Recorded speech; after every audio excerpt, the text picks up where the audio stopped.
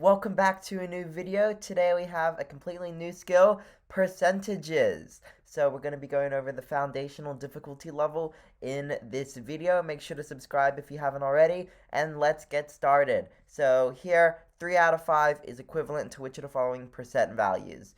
So of course we have our 3 forms of a number: a fraction, a decimal, and a percent. So here we kind of have to go from fraction, decimal to percent, that conversion. So first is to make this ratio or rate a fraction, which is just simply 3 over 5.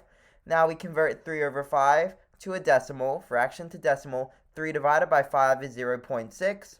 And then we can convert our decimal 0.6 to a percentage by moving our decimal point 2 times to the right. 1, 2, adding a 0, and adding our percentage sign. So our answer is just 60%.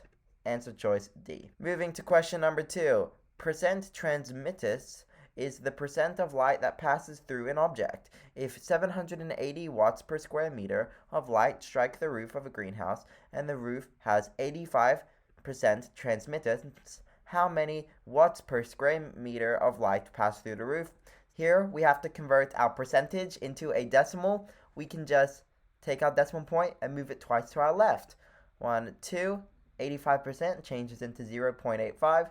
And now we can multiply 780 times 0.85 to find our answer. Our answer is 663, so 663 watts per square meter of light passed through the roof. Moving to question number 3, what is 25% of 80?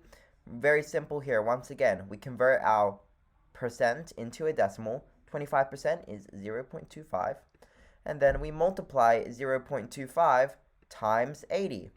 Or we just take a quarter of 80, divide 80 by 4. 80 divided by 4 is 20. So A is our answer. On to our next question here.